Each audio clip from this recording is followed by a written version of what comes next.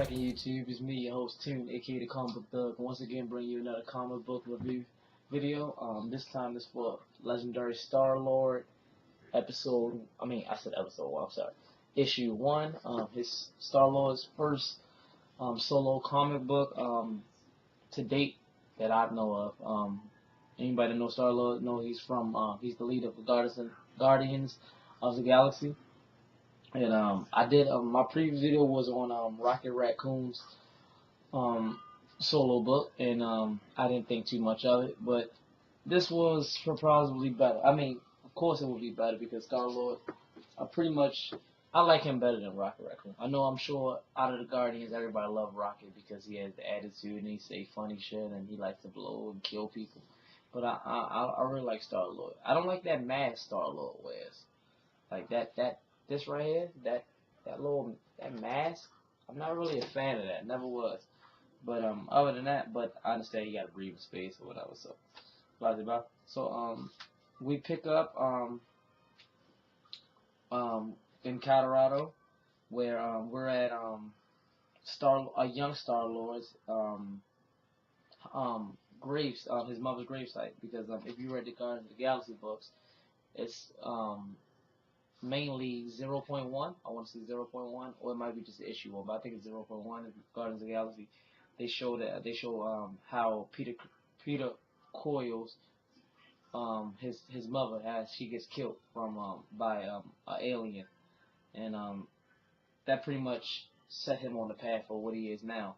But they show him at his mother's funeral, and he basically he tells the preacher, like, the preacher say, "You're gonna make this world a better place," and he basically said, "No, I'm sorry. You know what? I'm getting too ahead of myself. I'm sorry. I cannot say that. I can't tell you that part already." Anyway, so they show his funeral. I'm fucking up already. They show the funeral, and he's zoned off. Then they fast forward to present time, and he's in the middle of orphanage against Badoons. I want to say Badoons, Badoons. Yeah, I'm guessing that's the race it is. These scroll-looking creatures, but and he's there for. They're both the Badoons and him are there for what's the name of that crystal? It's the Mandarin. Yes, that's what it was. Yeah, the Mandarin Gem. I might be saying that wrong too. I'm sorry if I'm saying these words wrong, but Mandarin Gem. And he basically they've actually basically captured him, and they put him in they put him in a cell on that ship, and they going to drop him off to. He was wanted, just like Rocket Raccoon was in his book. So was Star Lord. He was wanted to a guy named Mr. Knife. That's whatever, Mr. Knife. So Star Lord's trying to figure out who's Mr. Knife, because he said he's been so busy with the Guardians that he don't really know who he was. And while he's locked up, he's talking. Oh, they knock him out. They knock him out, and then when he wakes up, he has a phone inside of his boot, and he's talking to Kitty Pryde. Anybody know X-Men know who Kitty Pryde is? Because he has this big crush on her, and they're going back and forth flirting because they like each other, blah blah blah. And then one of the Badoons come back, and he pretty much break free. He pretty much break free. He he uses elemental gun, because they had took his elemental gun earlier, and they thought it was just a toy, but only he or somebody else in his family can use it, because it's built to his genes.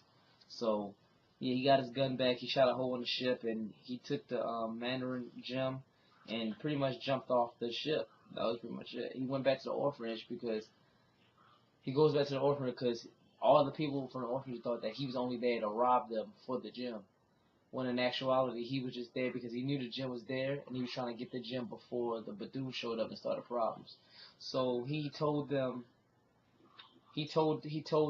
girl in charge of the orphanage that he sold the gem, and here's all the money, and this should buy a lot of ice cream for the kids, which is a lie. That was his savings.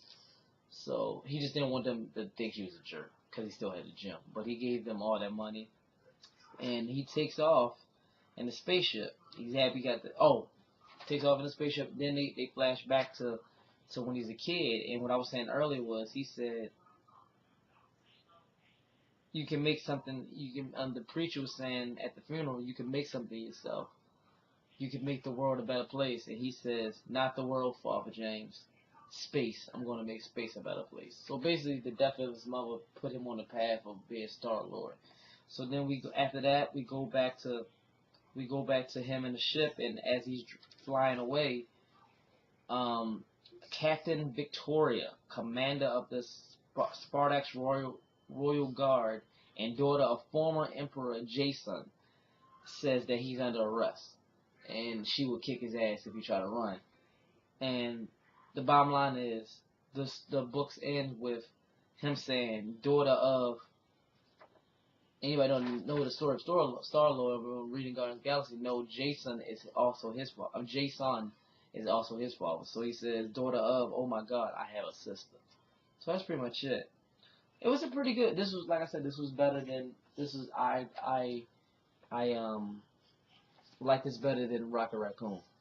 I'm gonna have to start writing my notes back, because I was kind of like all over the place for this comic review. I hope y'all didn't get lost with me. If y'all did, I apologize. But this was a good book. I really agree. I don't really like the whole little sister thing, because it hasn't come up yet. It hasn't. The date is July the 8th. Yes, it's July the 8th, and this comic book hasn't come out yet. It actually comes out tomorrow, July 9th. But it's the original sin tie-in of Thor and Loki. And Thor finds out he has a sister, which is Angela or Angelica. I can't know which name is one of those. And she's part of the Guardians of the Galaxy too. She's affiliate of. I don't really like that they doing the same thing with this. Like, everybody found out they got like a sister, and they doing the same thing with Peter Parker.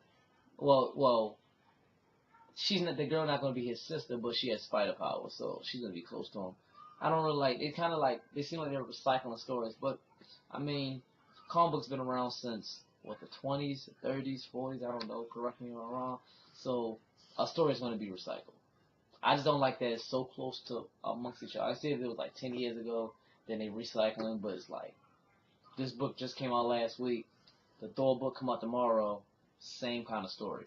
So, but other than that, I like it. So, go pick this up. Again, this was Legendary Star-Lord, issue 1. His solo shot. Leave your positive and negative comments below. Like, comment, subscribe. My Twitter, follow my Twitter and my Instagram, which is in the description below. And from me, Tune, aka the Comic Book Thug, to you, have a nice day.